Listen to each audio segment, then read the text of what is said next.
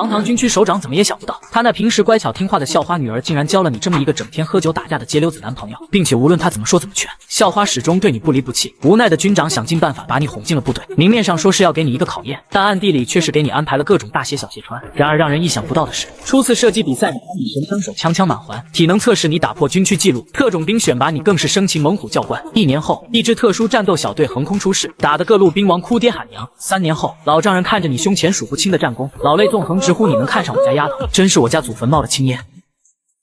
此时的你被一阵熟悉的手机铃声吵醒，你想都不用想也知道是女友沐浴露的信息，赶紧躲起来，我老爸来找你了。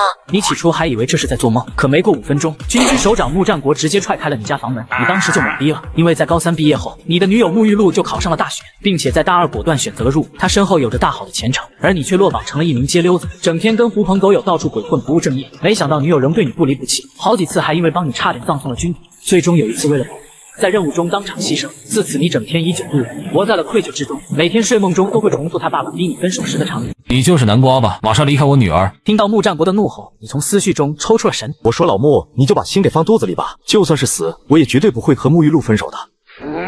这个小子目无尊长，无法无天，我究竟是造了什么孽，才让自己女儿碰上这么个混蛋？我知道你想说什么，现在我的确不配当你女儿的男朋友，但人不可貌相，海水不可斗量，所以我会报名参军，我会在沐浴露的身旁保护她，然后顺便拿个营长、旅长什么的也不在话下。听到你一本正经的胡说八道，穆战国鼻子差点没气歪，但随即又露出一脸微笑。在外面我整治不了你，要到部队可就由不得你了。好，只要体检合格，这个兵绝对让你当上，我倒要看看你在部队能混出个什么名堂。然后穆战国给你留了他的手机号，头也不回的摔门走了。这一幕在梦中都不知道重复过了多少次，反正醒来后还是一场空空。刚开始南瓜觉得还挺不错，毕竟能在梦里和沐浴露见面，但时间一长，直到踏上去部队的火车时，他就越来越慌了。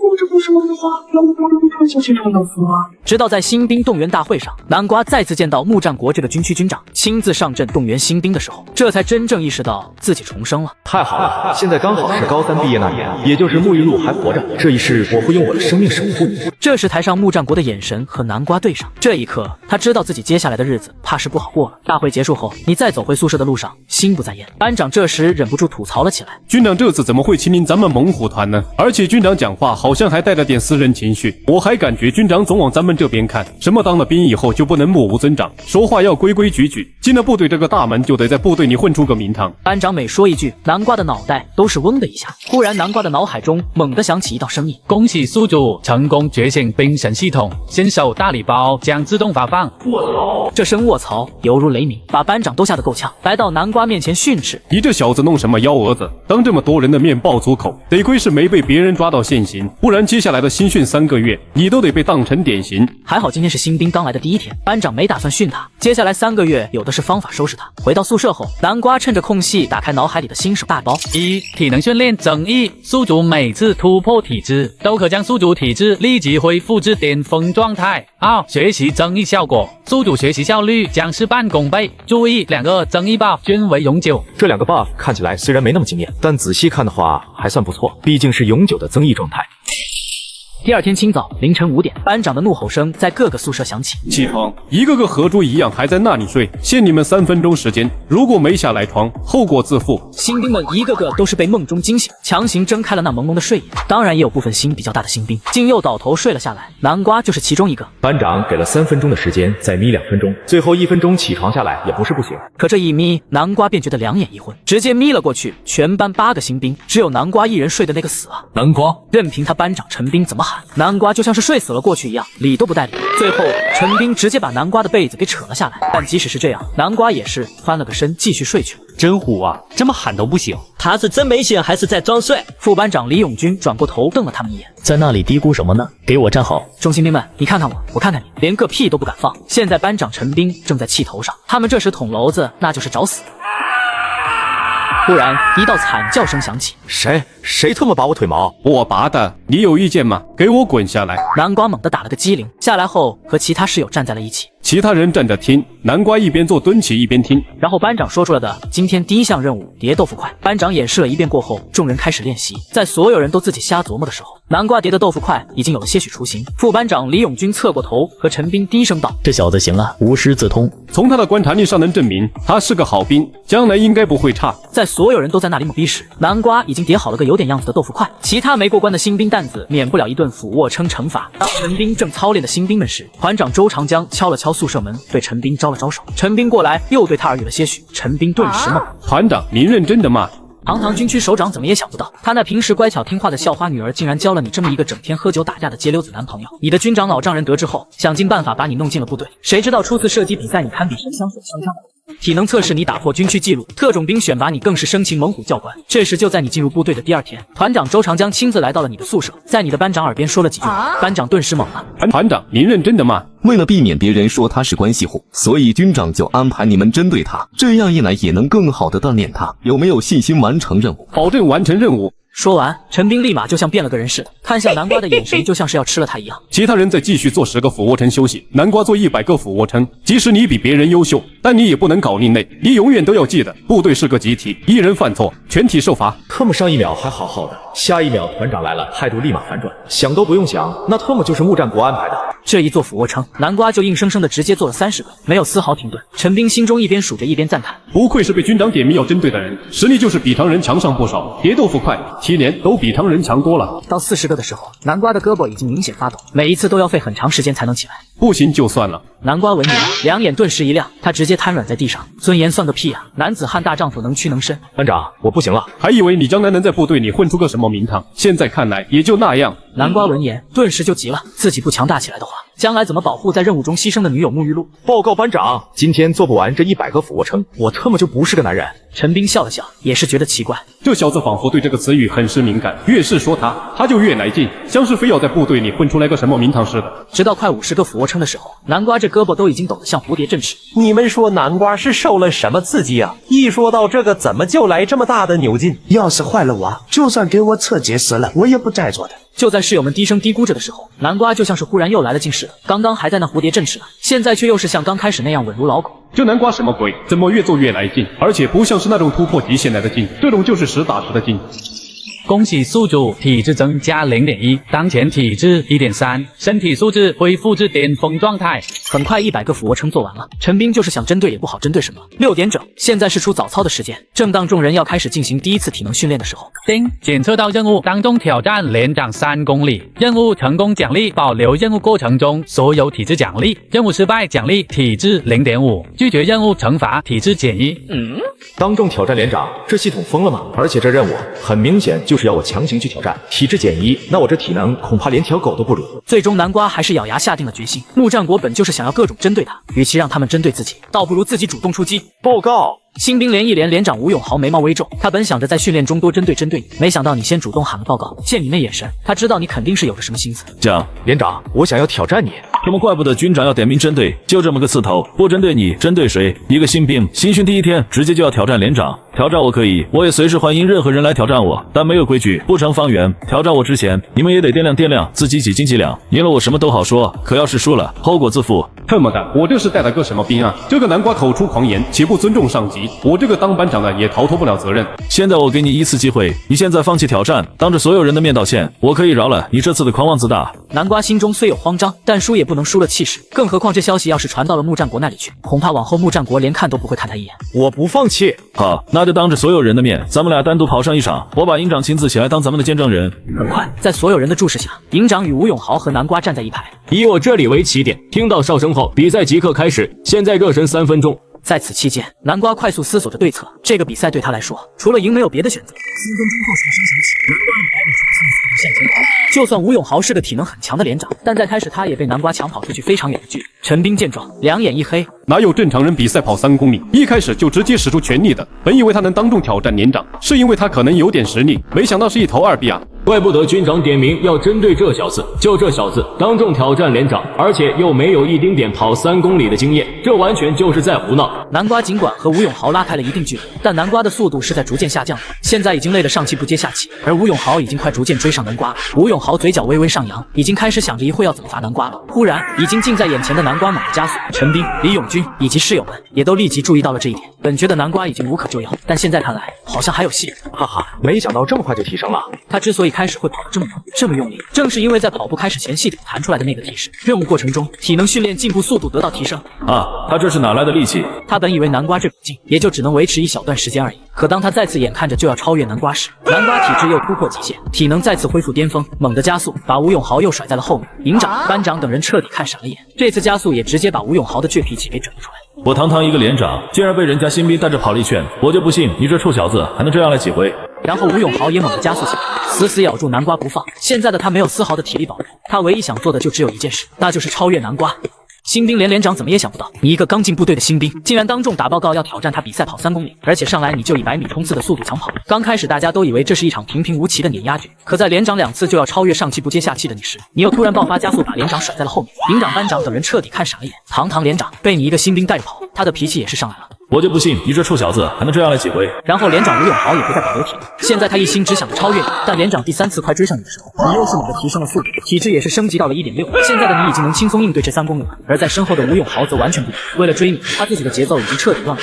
这混账东西就是在装，每次都是给我营造出一种能追上的错觉，等快追上的时候就猛地加速来和我拉开，直到最后3公里结束，你以领先300米的优势冲过终点。被邀请来作为见证人的营长脸色已经铁青，身为堂堂连长，竟然连一个新兵都跑不过，将来他还怎么在这些新兵面前立威？南瓜这个新兵担子也是，丁点面子都不给吴永豪。你挑战连长大获全胜的消息很快就传到了团长周长江这里，但是周长江一点都没觉得意外。你要没点实力的话，又怎么会被军长重点关照？午餐时间，穆战国给团长办公室打了个电话，他本以为你会被针对的很惨，可听到周长江汇报完你这一上午的情况后，你说这臭小子当众挑战连长，而且还挑战赢了？他什么背景我可调查过，他根本就没有过训练时，你们是不是放水了？首长，不是的，你口中的这个臭小子，那可是个1等1的好兵，他敢当着所有人的面挑战连长，虽是狂妄了些，但他确确实实挑战成功了，而且连长也没有让步。我这办公室能看到他们的训练场，南瓜在整个上午的训练都是最出色的那个。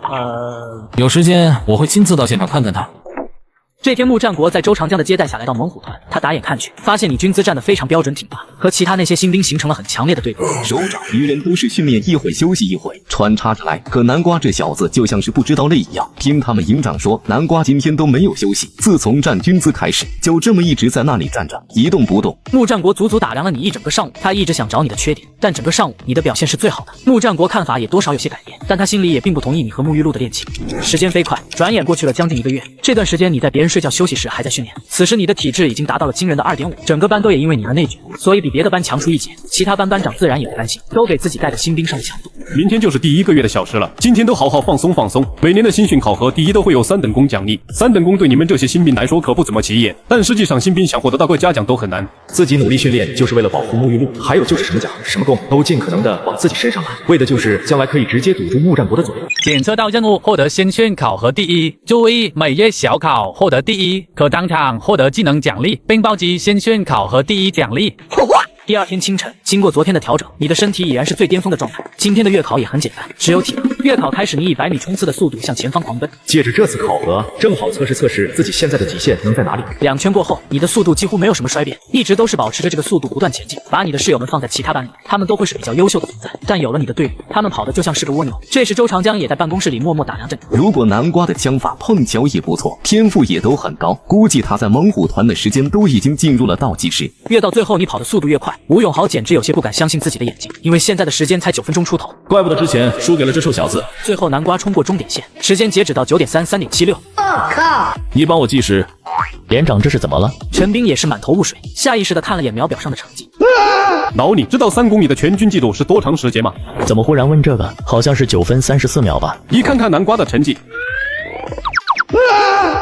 没一会，吴永豪带着周长江回到了现场，见着秒表上的成绩，周长江的眼睛也是瞪圆了。全国上下多少个部队，想要打破个全军纪录何尝容易？好，3公里的全军纪录啊！没想到竟然被一个新兵蛋子给打破了。你小子知道你刚刚干了什么吗？报告团长，刚刚我跑完了3公里，成绩还算不错。你这成绩岂止是不错，你小子就在刚刚打破了全军纪录。打破全军纪录这种消息没多久就传到穆战国这里，他立马拨通周长江的电话。就算这混蛋小子有点天赋，他也不能打破全军纪录吧？是不是你们的秒表出问题了？首长绝对打不了，最重要的是他跑完3公里之后休息没一会就又有力气跑3公里。这次我们5个秒表同时计时，南瓜的成绩更是直接来到了9分30秒，比上一个记录还要快。估摸着时间应该也快到实弹射击的时候了吧？是的，北部战区最近正要新建一支特种部队，如果这小子真有那个实力的话，倒是想让他去那里试试。南瓜初次实弹射击成绩，如果过了90环，直接通知我。是长官。恭喜宿主月考获得第1，奖励全枪械精通技能，技能介绍精通世间任意一种枪械。当晚洗漱完回到宿舍后，一个室友忍不住向陈斌问：班长，我们什么时候才能摸到枪啊？明天就能摸到了。看你们这一个个熊样，现在有多兴奋，将来就有多难受。发枪有什么难受可言？就算是让我们练一天的打靶，我们也乐意啊。众所周知，新兵在新训中最期待的莫过于就是受枪。可眼前这批新兵在受枪时却发现了一件奇怪的事情，他们以为自己终于能大显身手，但现实却让他们大失所望。报告班长，为什么我的枪里没有配备子弹？子弹想多了吧？你们连枪都不了解，我们怎么会给你们配备子弹？想要使用好一把枪，最先要的就是熟练的了解这把枪。这个操作好像并不怎么难，而且还挺简单似的。了解枪最好的方式就是对其进行拆解。南瓜，你来试试。是长官。说完，南瓜来到桌子面前，3两下就直接把枪给拆成了零件。本想打击南瓜的傲气，不然以后去了特种部队，迟早会毁了他。可特么现在看来，这完全就是我想多了。他之所以傲，是因为他完全有傲的资本。你还能把他组装回去吗？南瓜没有多言，直接就开始动手。南瓜又像是变魔术般把枪给还原了回去。你还能不能更快？我并没有拆解和组装的经验，刚刚是我第1次进行拆解和组装，再让我来一次的话，我应该还有进步空间。那你再试一次。是长官。说完，南瓜就又再次开始拆解组装。刚刚南瓜在拆解的时候用了20多秒，而在第2次的时候，拆解组装加一起才用了大约20多秒。我靠！你先看着一下，我去找连长。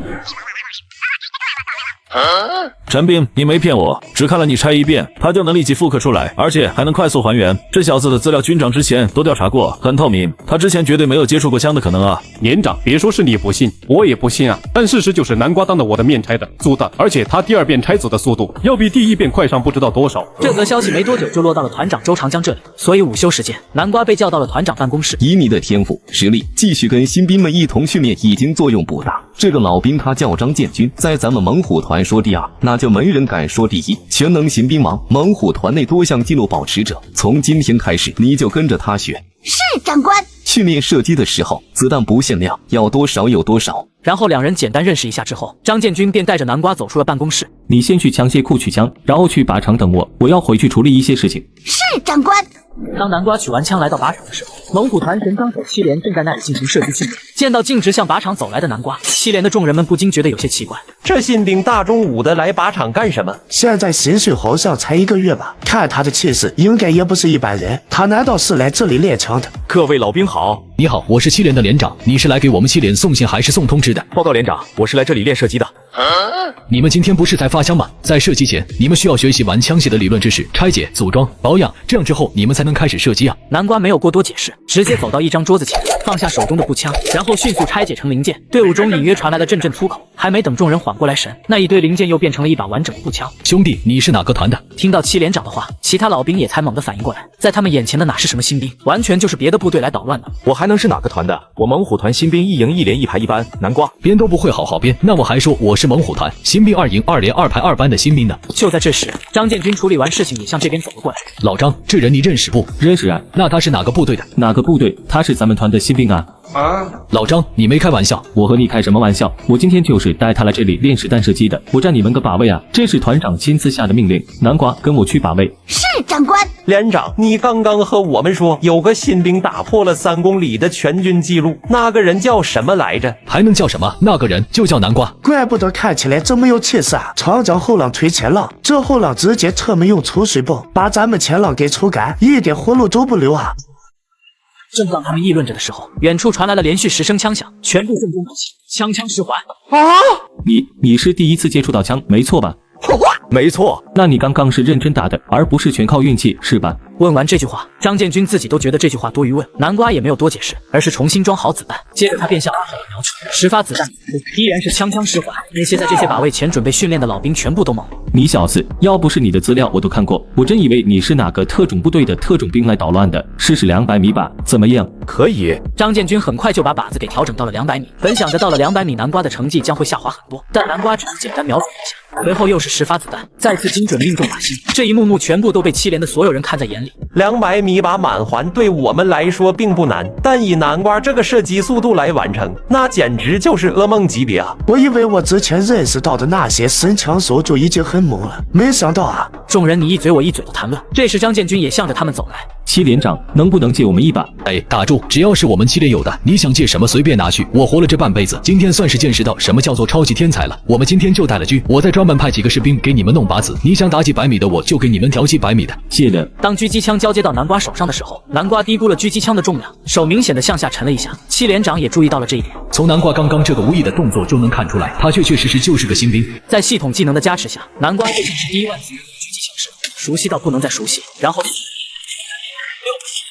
中靶心，这一切被拿着望远镜的张建军和7连长尽收眼底，他们整个人僵在原地。报告，我想要直接挑战1000米。什么？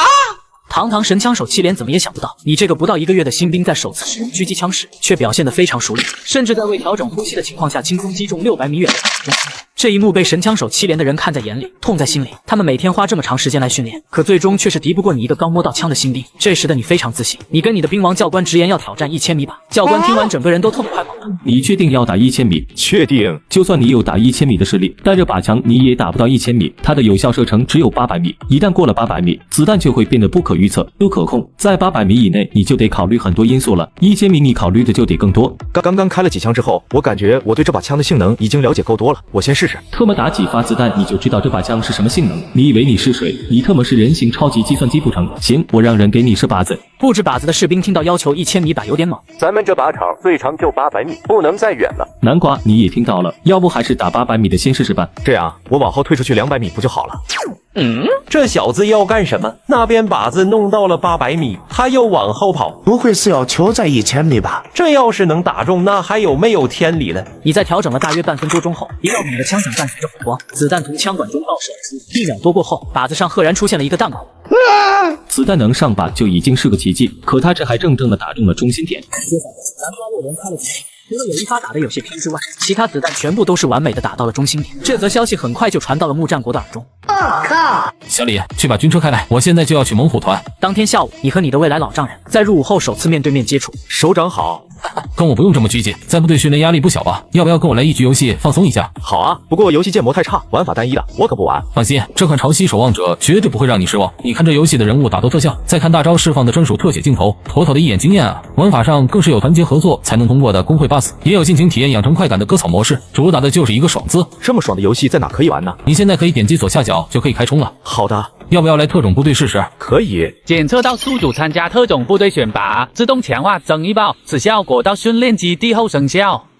跟你说一下情况，这个特种部队的保密级别要比普通特种部队还要高不少，那些是精锐中的精锐。他们现在已经选拔了1个星期，从刚开始的200人，已经筛减到了现在的100人。能坚持到现在的人，都要经过你难以想象的训练。选拔一共得多长时间？3个月。啊！1个星期就淘汰掉了1半的人，这要是3个月过去，那还剩下什么人了？如果没有人能坚持下来，那么这支特种部队就不会成立，实力没有达标，去了战场就是送死。听完，你恍然大悟，点了点头。第二天，木战国早早就把你带到了选拔基地。小徐，这新兵蛋子就交到你这了。他已经看过你的资料，在你眼前的这个人是你的总教官徐英。总教官好。小徐，对他不用有任何优待，往死了练。靠！再怎么说，我也算是你未来的女婿吧？哪有这么对女婿的？这个新兵蛋子竟然把特么军长的女儿给搞到手了。徐英，我要是见到南瓜在你们这里过得舒服，我拿你是问。不带你这样的，我回去找沐浴露告状。还不把人给我带走？是长官。如果这你都坚持不下去，这辈子你和小鹿绝无可能。全体都有，极限越野准备，负重20公斤。新来的士兵南瓜单独负重30公斤。是长官。然后在所有人的注视下，南瓜在背包里装了30公斤。随着徐英吹响哨子，众人立刻就跑了起来。辅助教官雷志明看到南瓜跑了2公里多，竟然脸部红心不跳，他好奇地问道：“总教官，这小子确定真是个新兵？他在新训的第1个月就破了3公里的全军纪录，而且当天他是连续破了2次的全军纪录，第1次是测试中跑出来的，第2次是重新跑3公里跑出来的。”我靠！士兵们从天亮跑到了天黑，体能已经被压榨到了极限，再继续练就只会对他们的身体造成不可逆转的损伤。全体都有。回基地后原地休息半小时，南瓜除外。接下来的半小时，我亲自训练你。南瓜丝毫没觉得意外。然后雷志明已经整理好队伍，带他们向基地方向走去。南瓜和徐英2人则是留在原地继续跑。你和我之间的距离要是拉开了10米之外，今天就算是军长来了，你也得给我滚回老部队。是，长官。刚开始的时候，徐英起步速度非常快，本想着给南瓜来个下马威，可南瓜即使背负着30公斤的重量，却丝毫没有减速的样子，一直都是死死的咬住徐英。这新兵蛋子的体能到底在哪里？看来想要让他达到极限的话，就得使出一些非常手段了。然后徐英突然转向扎进丛林中，在丛林中跑步不光得需要体能，还需要一定的观察能力和判断能力。本以为在这里南瓜的速度会慢上一些，但徐英又想多了，南瓜的速度仍然没有变化。检测到宿主正式参加特种兵选拔，系统自动视为宿主通过新训考核，奖励自动视为2倍暴击。恭喜宿主获得鹰眼技能、雷达探测技能、伪装技能、攀爬技能、格斗技精通、体质强化液1瓶。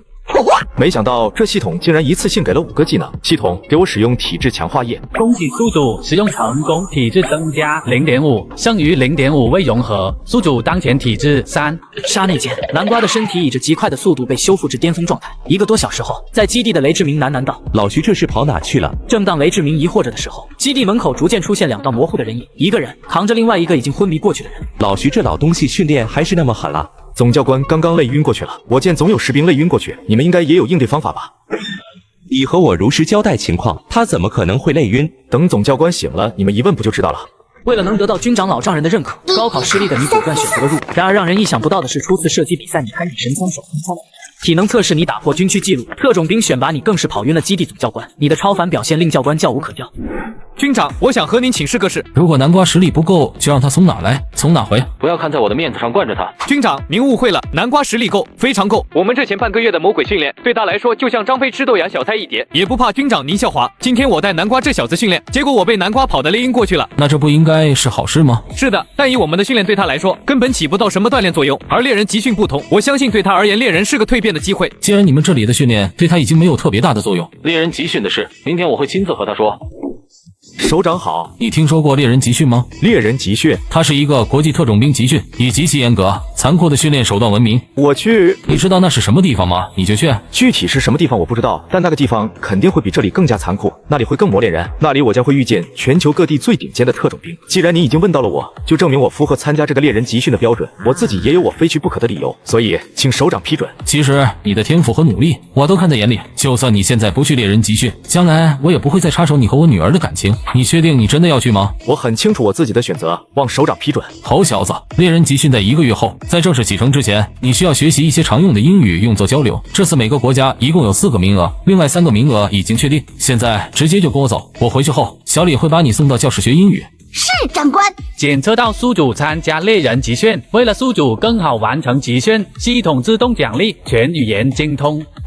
当天中午，小李就送你来到了一个房子的外面。你现在是第1个来到这里的，老师以及其他3个参与猎人集训的特种兵都会在下午到来。我还有事，就先回去了。好的。然后南瓜走进教室，索性就直接倒在桌子上睡上觉了。1个多小时后，被一个惊叫声给惊醒。我靠！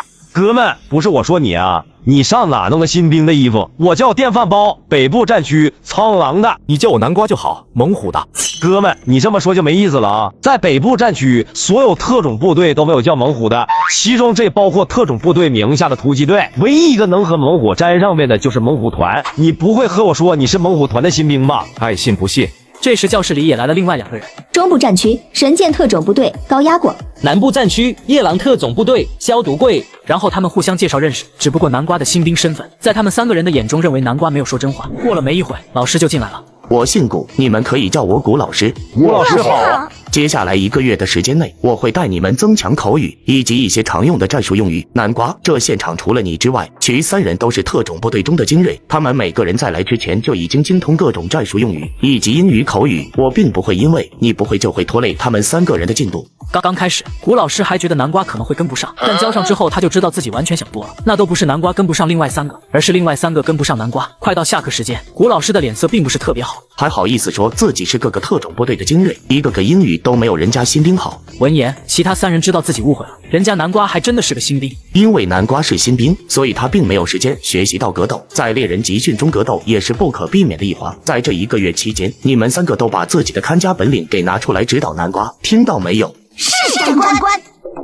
南瓜小兄弟，那个不好意思啊，刚开始误会你了。是啊，没关系，我要是你们的话，我也不信。以后练格斗时，还请你们多关照一下。要说别的，我可能不是特别在行，但要说格斗，找我你算找对人了。吃完饭，要不咱就先练练。好啊。然后他们吃了饭，找了个差不多的场地，用于教南瓜格斗。南老弟，这段时间你也不要有太大的心理压力。咱们特种兵要练的格斗技其实并不是特别多，而且也不是所有的特种兵都是那么能打啊。南瓜有些好奇，上辈子的他整天浑浑噩噩度日，根本就没什么知识储备，在他眼中，以为每个特种兵都应该是那种全能型的存在。在战场上能拿枪就绝不用拳头，真正到了需要肉搏的时候，第一件事也是如何找到杀伤力更大的武器。像你这种新兵蛋子，对特种兵肯定不是特别了解。我们碰到的敌人可都不是一般人，不是在敌后作战，就是在敌后作战的路上，就算死了，恐怕都立不了一个碑。你小子倒也是想不开，干什么不好，非要想跑到特种部队来，指不定哪天就交代在战场上了。萧独贵说的云淡风轻，但其实说这话也是想考验一下南瓜的心智。另外2人脸上没什么表现，但他们都在期待着南瓜的回答。我有我要保护的人。你这小子回答的倒挺出乎意料。既然你有想要保护的人，那就好好练。咱们特种兵练的格斗都不是普通的格斗，全部都是杀招。这么说吧，如果让我们面对上一个普通的敌人，不出10秒，我就可以要他的命啊！徒手10秒就可以直接解决掉一条生命。南老弟，来，咱俩练练，你负责进攻就好，我看看你的实力如何，也顺便让你看看一个特种兵和普通人之间的差距有多大。续集制作需要时间，着急想知道后续剧情的小伙伴，在我的置顶视频有提前观看入口，还请各位多支持。你要那个啊？为了能得到军长老丈人的认可，你一个街头斗殴出身的人，却在部队里一招制服了武术世家出身的兵王。以灵活著称的女兵王，连你一脚都没摸到，就被你直接甩飞了数米。然而他们并不知道的是，你每一招每一式都是从一个神秘的兵王系统学来的。南老弟，来，咱俩练练，你负责进攻就好，我看看你的实力如何，也顺便让你看看一个特种兵和普通人之间的差距有多大。好，那有什么限制之类的吗？在战场上不会有任何限制，只要能赢，谁管你用了什么手段？更何况你没练过格斗，你想怎么打就怎么打。没等电饭煲说完，南瓜突然猛冲过去，但在半途摔倒。正当大家以为这是意外时，南瓜迅速反击，手掌做成爪子形态，电饭煲顿时当下一凉，果断退后避开。虽说有些阴险，但不得不说你有些上道了。这就是我们普通人和特种兵的区别吗？既然普通的手段在这里没有用，南瓜也就没有犹豫，格斗技能开始激活，从地上站起来，再到靠近到电饭煲，1秒甚至都不到。南瓜俯着身，猛地把电饭煲给抱起，直接给他来了个背摔。这么叫新兵？这叫没练过格斗。那个包哥，不好意思啊。该不好意思的是我，亏我还是从小出生在武术世家的。刚刚我确实有认真对待，但即使我认真对待了，我也敌不过你。以你这实力，不应该是你和我们学，应该都是我们跟你学才对。包哥过奖了。喂，咱们2个试试。说完，他抬起腿向南瓜袭来，又猛又快，南瓜也就没有多想，立即做出对策。在腿即将踢到身上的那一瞬间，南瓜快速闪身，并且用双手抓住了高压骨袭来的腿。不用看我，我可不想挑战你。在暗中观察的古老师直接打电话到怒战国办公室内。南瓜怎么样？那3个特种兵的实力首长您是知道的。今天我让那3个人教南瓜格斗，可南瓜却是直接把电饭煲给来了个背摔，又把高压锅给直接甩飞出去好几米远。首长，您这是找了个好女婿啊！南瓜这小子竟然这么猛！接下来1个月的时间内，南瓜虽是年纪最小的，但他们3人却没少向南瓜请教东西。不论是英语还是格斗，南瓜都能指点上他们很多。直到启程猎人集训的日子到来，他们乘上飞机到达了目的地。此时，这地面上已经有了不少特种兵在此等候。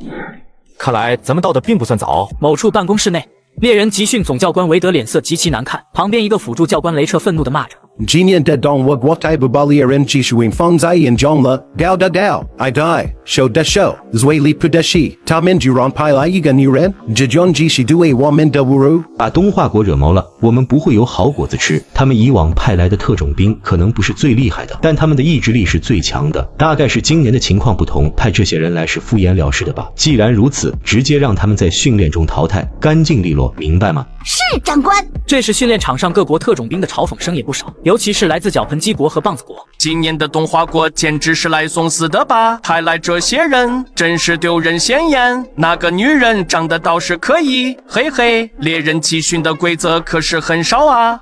电饭煲，你的手劲大吗？你是知道我的力量方面，我保证能让人骨头断裂。那就好，我们过去跟他们握握手吧。OK。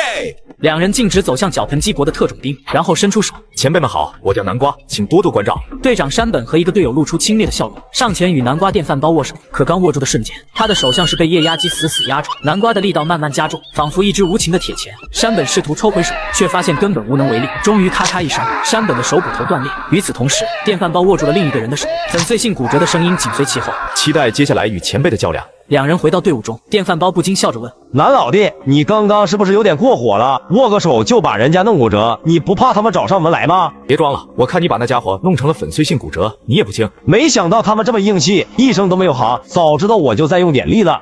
南瓜，如果你是说我下手太重的话，那就没必要了，那是他们应该的。你不是下手重，而是下手太轻了。比如一边握手一边揉搓，这样既不会骨折，又会对他造成极大伤害。估计在往后猎人集训的这段时间内，他的手都不能用。我靠，果然女人不能惹。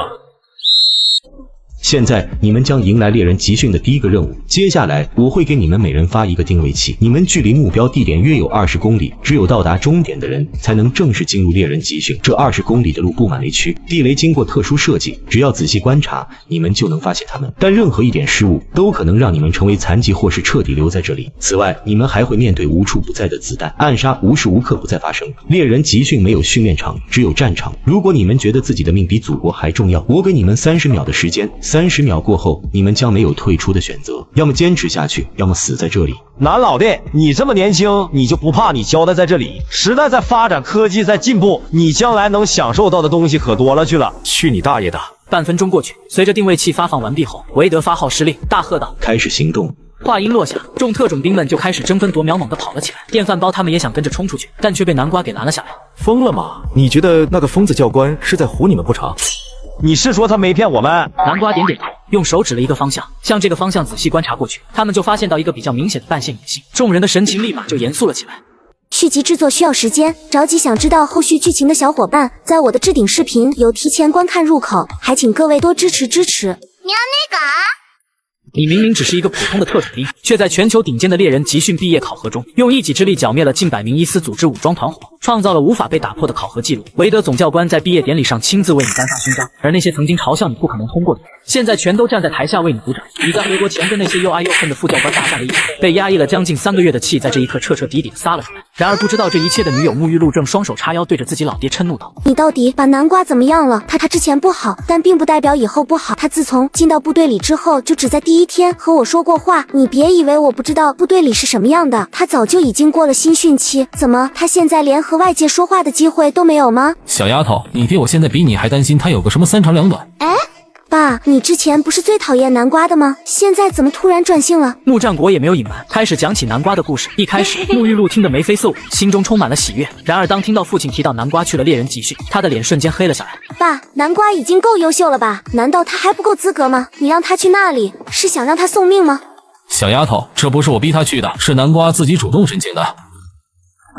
军长，南瓜他带领小队夺得猎人集训冠军，而且他个人还获得了猎人集训的最高荣誉。他的战绩太过惊人，我在电话里说不完，您赶紧看一下发到您手机上的邮件吧。电话挂断后，木战国打开记录了南瓜战绩的邮件，父女俩越看越震惊。这还是那个成天游手好闲的南瓜吗？他进了部队后是基因被激活了吗？怎么突然变得这么强？木战国盯着邮件中的任务地点，突然意识到了什么。前些日子王牌特种部队汇报的一个任务内容是，他们的人还没到，任务就已经被完成了。小丫头，看样子我得回一趟部队了。在这之前，能不能陪老爸我打把游戏放松一下？好啊，不过游戏建模太差，玩法单一的我可不玩。放心，这款潮汐守望者绝对不会让你失望。3月29日，昔日横扫万界的幻神普雷特斯踏碎虚空，汉人归来，白炮之躯镇压万古，审判之光横扫八荒，暴击叠层，越战越狂，一指点落，亿万狂徒灰飞烟灭。快来跟我一起玩！先等会吧，我跟南瓜的事，你到底同不同意？你们的事我同意了。南瓜回国后，我会给他放几天假。我先回部队了。回到办公室后，木战国着手核实邮件中的信息，果然，哇！猴小子！说完，他迅速拨通了北部战区王牌特种部队大队长孔军的电话。过段时间我会安排个人进你们王牌部队。军长，这不合规矩吧？放心，一会儿我把他的资料发给你，你看了就知道了。挂断电话后，孔军打开收到的邮件，越往下看，孔军的表情越发震惊。怪不得军长要安排他进王牌部队，这小子简直是怪物。南瓜和电饭煲回到北部战区下飞机后，意外发现接机的人是军长木战果。猴小子，我就知道我家玉露没看错人，这次你可是给咱们北部战区争了大光啊！首长，应该的，这都是应该做的。什么时候叫岳父？这次回来想休多少天？你随便说，岳父我就给你安排。啊，岳父？怎么着？我堂堂军长当你岳父，你还不愿意啊？愿意，当然愿意。南瓜竟然和军长的女儿在一起了。你是一个全家都觉得不靠谱的兵，却被军区军长钦点为女婿。然而，就当他们打电话给你父母，准备商量你和女友沐浴露未来的婚事时，你的父母却死活不信你能有这样的女朋友。你好，我是您儿子女朋友的父亲穆战国，也是您儿子最顶头的上司，北部战区军长。南瓜刚从国外参加完集训回来，现在正在我家。我想着南瓜各方面都很优秀，我们也都比较认可。您有没有空一起来我们家吃个便饭，顺便再聊聊孩子的未来？哼，搞诈骗你算是骗错人了。就我儿子啥水平，我这个当爹的能不知道吗？他要是能处上军长的女儿，我都能上天，你信不？爸，是我南瓜。哟！你这个诈骗犯还搞到了我儿子的声音，别以为我们老两口是傻子，我可是看到了不少这种模仿声音的诈骗案例。对，要是再继续打电话诈骗的话，我可就报警了。我跟你讲，我儿子可是军人。妈，我爸在咱们家客厅的灯上藏了私房钱，不光如此，咱们家马桶水箱里也有私房钱。媳妇，你不用听他的，这都是诈骗犯骗人的。骗不骗？我看一眼不就知道了吗？一个老东西竟然敢背着我藏私房钱了！老娘我今天不踹死你都算你骨头硬！哎呀，媳妇我错了，我再也不敢了。你先别顾着收拾我，咱家孩子给咱打电话了，说不定是有急事呢。哼，南瓜，你是什么时候知道你爹藏私房钱的？现在你在哪里？什么女朋友？什么军长的？你最好给我老实点，不然你退伍回来，你娘我揍死你！阿姨你好，我是南瓜的高中同学沐浴露。沐浴露，没错，南瓜之前说他女朋友就叫这个名字。南瓜，你现在在哪里？你是放假了吗？如果是放假的话，你怎么没回家？不一会几人就把话都唠清楚了。南国军和李丽两人的心顿时咯噔了一下，对方家长第一次给自己打电话，就被自己这么乱说一通，丢老脸了。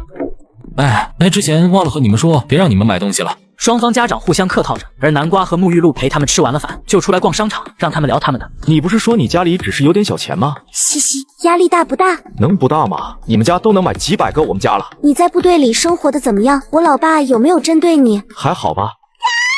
小鹿，你先找个安全地方躲着，我去救人。你小心，我从小到大在我爸那学的本事可不少，真有事我也能保护自己。南瓜点点头，然后逆着人群冲向事发地点。面对突发状况，武器永远是第一选择。忽然他看到一个小男孩手中正拿着一把崭新的玩具枪。玩具枪也算枪吧？他迅速冲到小男孩面前，一把夺过了那把玩具枪。你抢孩子的玩具干嘛？我靠，这人什么素质啊？趁乱抢小孩的东西，真是人渣！我手机里都有录上了。面对众人的唾骂，南瓜无暇解释，对小男孩说道：“哥哥只是借你的枪用一下，一会用完之后这把枪还给你，哥哥再额外给你买个新的哦。”听到这枪等下会还给自己，而且还有新枪，这小男孩把眼泪给憋了回去。然后南瓜就这么拿起玩具枪架起来，径直往歹徒方向走过去。这人脑子有问题吧？拿玩具枪救人，这不是糊弄吗？玩具枪能打死人？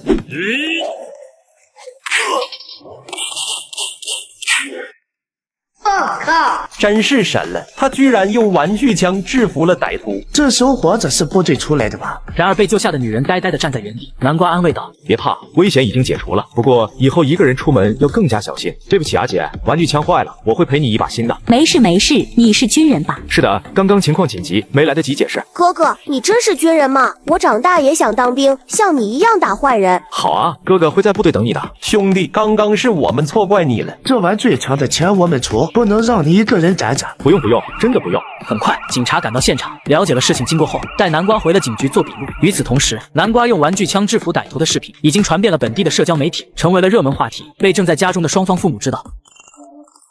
爸妈，我们晚点回去，刚做完笔录。我们开车去接你。南瓜的爸爸妈妈也准备回家了。好的。续集制作需要时间，想抢先看后续的宝子们，可以点击左下角下载番茄畅听，然后在搜索框内输入南瓜逆天，记住是南瓜逆天，全文免费可听可看，等不及的宝子们放心冲吧。兵王放假在和女友沐浴露约会时，竟然听到有射气球赢手机的小摊在吆喝，他嘴角顿时忍不住疯狂上扬，脸上更是带着难以掩盖的喜悦。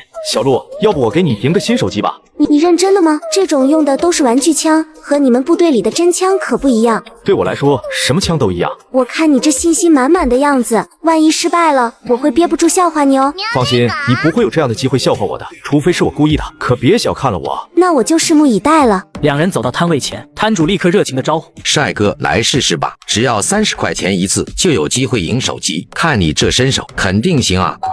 老板，我来10次。摊主接过钱，嘴角露出一抹不易察觉的笑容。规则很简单，连续打破30个气球就能拿手机。看你一来就玩10次，这把好枪给你用，这枪准劲大，一般人我都不给用的。南瓜拿过玩具枪，熟练地检查了一下枪身和子弹，他的动作专业而流畅。围观的人群见状，忍不住低声议论了起来：“这小伙子看着挺专业啊，不会真能打破30个吧？”哎，别开玩笑了，这种小台哪能让你轻易赢手机啊？呱呱加油，别让我失望哦！你就看好吧。就算你是神枪手和晨光来了也没用，这枪已经被我动了手脚，只要在关键时刻我按下隐藏的按钮，子弹就会偏离目标。南瓜瞄准第一个气球，扣动扳机，砰啪！第一个气球应声爆裂，紧接着第2个、第3个、第4个气球接连爆炸。南瓜的动作越来越流畅，几乎没有任何停顿。这小哥也太厉害了吧！专业的就是不一样。我的天，他才用了10几秒就打爆了20个气球。到了最后5个气球时，南瓜发现了摊主的小伎俩，后面的气球刻意放了点气，导致气球更难爆裂。这些小手段对普通人来说可能很难，但对我来说简直不值一提。啪！3枪过后，气球只剩最后2个，摊主的额头开始冒汗，他悄悄按下了隐藏按钮，希望能让南瓜失手。然而，南瓜的枪法丝毫不受影响，最后2个气球应声爆炸，挑战顺利完成。这不可能的啊！这小伙子不简单啊，这么准！我去，他是不是专业玩世界的？老板，手机拿来吧。摊主强挤出笑容，将一部崭新的水果15 Pro Max 递给南瓜，嘴里虽然说着恭喜，但心里已经在滴血了。来，小鹿，打开试试吧。沐浴露兴奋地接过手机，当场打开包装盒，确认手机是全新的，并成功开机。呱呱，你太棒了！看到这一幕，排队的路人更加激动，纷纷掏钱报名。老板，搞快点，我也要试试。摊主咬着牙，换了一把破旧的玩具枪递给南瓜。老弟，刚刚那把好枪就只能用1次，要不我的小本生意真得赔光了。南瓜接过枪，心里暗笑，虽然这把枪劲小，精度差，但对我来说还是没有影响。几分钟后，挂着的30个气球再次被打爆，南瓜轻松赢走第2部手机。摊主的脸色难看至极，强撑着笑容递上第2部手机。恭喜老弟，就赢了1部。我去，这小哥不会把剩下的手机全赢走吧？老弟，你这明显是专业的，我劝你见好就收，我把钱退给你，这事咱们就算了吧。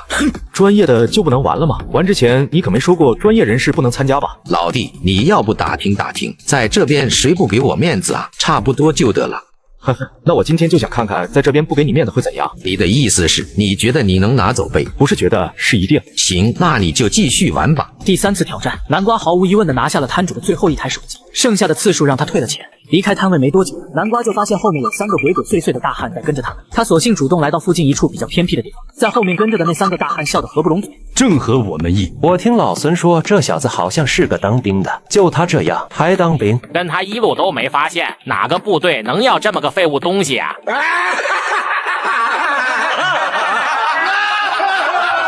兵王放假在和女友沐浴露约会时，竟然听到有射气球赢手机的小摊在吆喝，他嘴角顿时忍不住疯狂上扬，不费吹灰之力就赢下了3部手机。没想到老板玩不起，竟然叫了3个大汉来堵住他们。小鹿，你先用手机悄悄地录下视频，万一有事可以作为证据。会不会有危险？要不要先报勾？没事的，相信我。好的，呱呱。3人逐渐靠近南瓜和沐浴露，露出狰狞的笑容。哟，小情侣约会呢？几位有事？少特么装蒜，把手机交出来，哥几个放你们一马。这时沐浴露躲在南瓜身后，手机镜头悄悄对准了3人。南瓜故作困惑地问道：什么手机？还装射气球赢的那3部手机，那是我们老板的东西。所以是那个射气球摊的老板派你们来的？没错，小子，识相点，我们老板说了，你出老千赢的手机不算数，乖乖交出来，不然的话，哼。呦！我不交又怎么样？不交你就等着躺医院吧。靠！大哥，他妈子在后面录视频呢。妈的，敢耍我们，老子今天非得给你放点血。小鹿，退后，录好视频。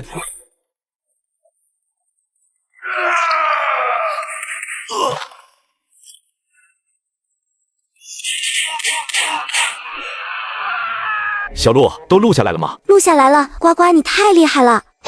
南瓜笑了笑，掏出手机报了勾，挂断电话。南瓜冷冷地看着地上哀嚎的三人。现在我们可以好好聊聊你们老板的事了。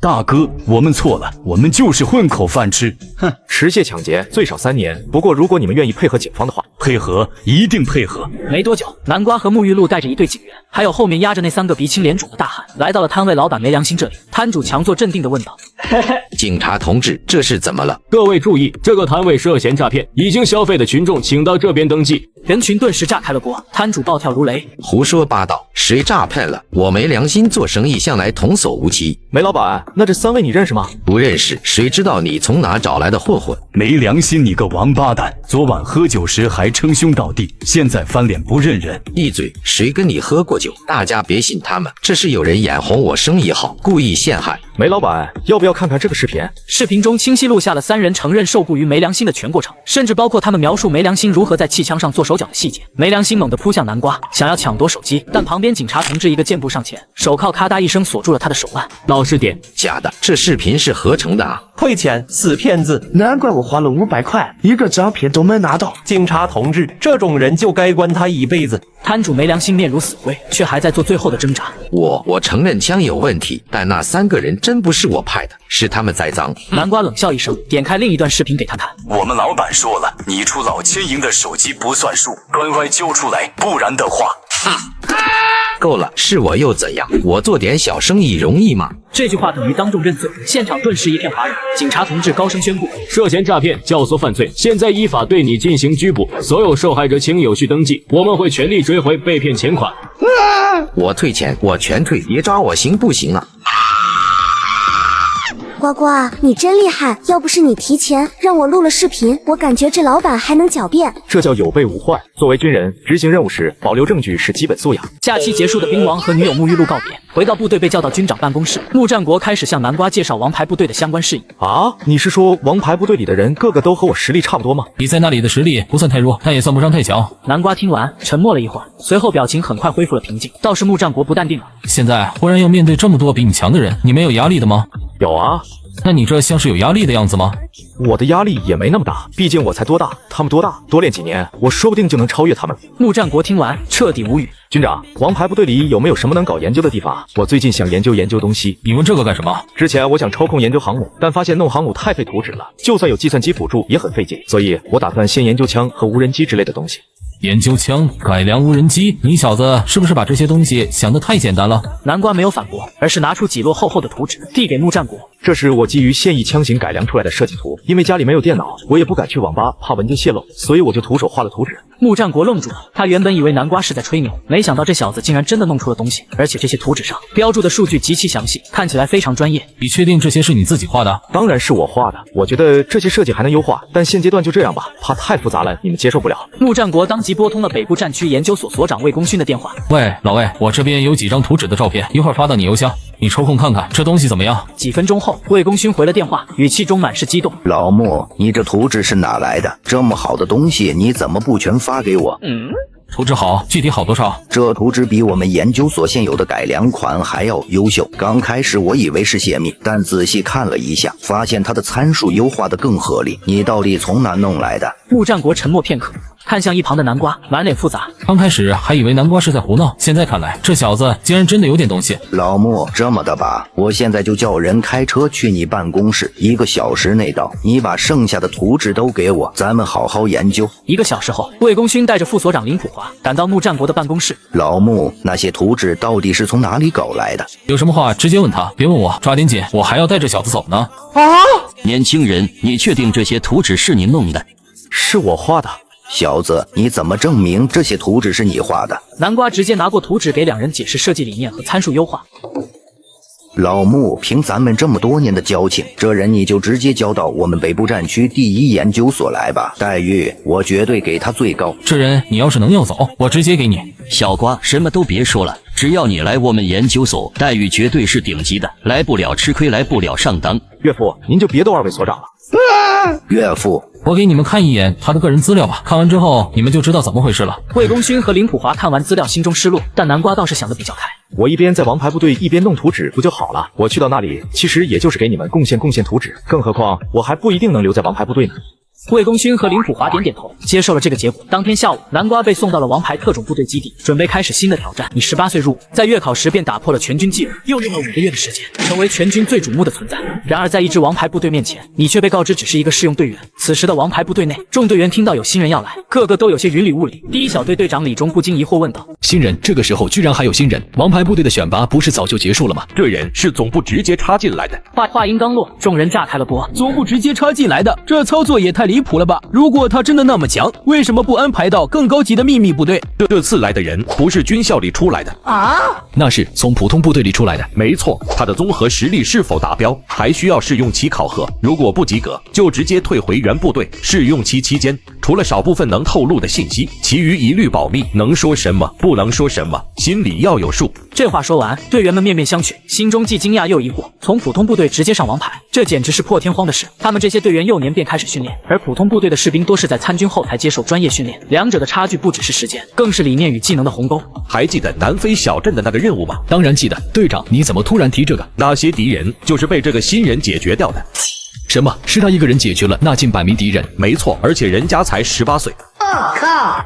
我是这里的大队长孔军。大队长好。你现在只是试用阶段，如果你的综合实力达不到王牌部队的标准，就得回原部队。明白。然后孔军宣布南瓜将暂时加入第一小队，由李忠负责带队。南瓜向队员们打了个招呼：“一队长好，各位老兵好。”队员们点了点头，开始向南瓜介绍自己。第一小队的成员共有6人，除了队长李忠外，其余5人分别是猎鹰、驯狼、土狼、雷隼和暗武。南瓜听了后低声说道：“等我能彻底留在这里，再给自己起个代号吧。”很快，南瓜迎来了在王牌部队的第一次训练，全副武装加上额外负重，越野20公里，这是王牌部队的日常训练，也是每位队员的体能极限。然而，当训练开始后，所有人都发现南瓜的表现远超预期。在其他队员气喘吁吁时，南瓜却依然脸部红心不跳，甚至还有余力和旁边的猎鹰聊了2句。你不累吗？我们现在可是负重100斤啊！你们是不是白天训练太多了？这句话瞬间让队员们心态爆炸。当训练结束时，队员们几乎瘫倒在地，而南瓜却只是微微喘了口气。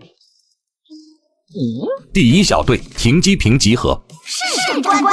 李忠带着队员们迅速赶往停机坪，南瓜也跟了上去。然而刚跑出2步便被孔军拦住。停，你去干什么？我是第一小队的人，当然去集合。孔军沉默了一瞬，最终还是放行。上了飞机后，孔军通过无线电向李忠下达了任务指令：你们要去支援第3小队，他们在执行任务过程中遭遇危险，正在被敌人追杀，同时务必确保南瓜的生命安全。我想你应该知道科研人员有多宝贵。李忠愣了一下，孔军亲自通知他，那南瓜在这科研的方面肯定得是个大佬级别的。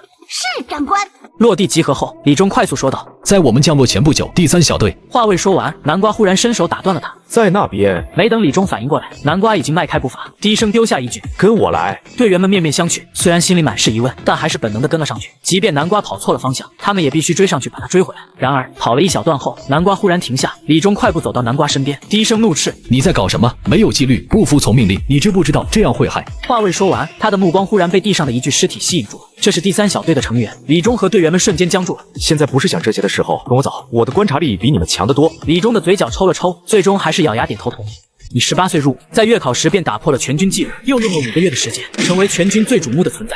接上集，在支援第3小队的任务里，你第一次展现了自己的观察力，一眼锁定了目标，带着队员径直找到第3小队留下的线索。而这时的6名第3小队的成员倚靠在岩壁上，脸色苍白。队长，你拿着情报先走。任务本来很顺利，可敌方忽然增兵，甚至动用了 RPG。队长，我们欠你的命已经够多了，这次就让我们还清吧。是啊，如果没有你，我们早就不知道死了多少次了。我先出去吸引他们的注意力，你们见机行事，我先走一步，别太想我了，指不定一会儿就在黄泉路上见到了。就在他即将冲出山洞的一瞬间，洞口忽然出现了一个人影，他的瞳孔猛地一缩，几乎下意识掏枪瞄准。然而还没等他扣动扳机，枪就被那人轻而易举地夺走。喊什么喊？自己人！自己人！你们先在这里等着，我出去把那些人全解决了，再回来救你们。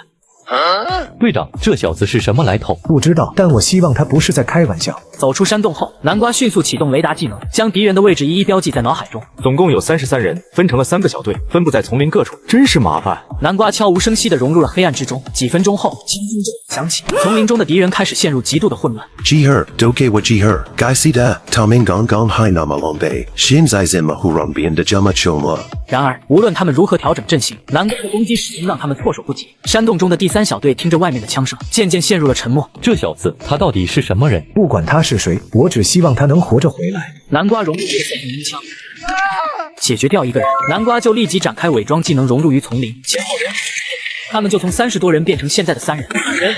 敌方指挥官盖文斯进退无门，对准了自己的脑袋。你这么急着死啊？可惜我不会让你如愿。你是我中国最强的对手，你也还算凑合，老实交代一下吧，是谁雇你们来的？交代，我对你没什么可交代的。随后他准备咬破嘴里的胶囊，然而南瓜早已看穿了他的意图。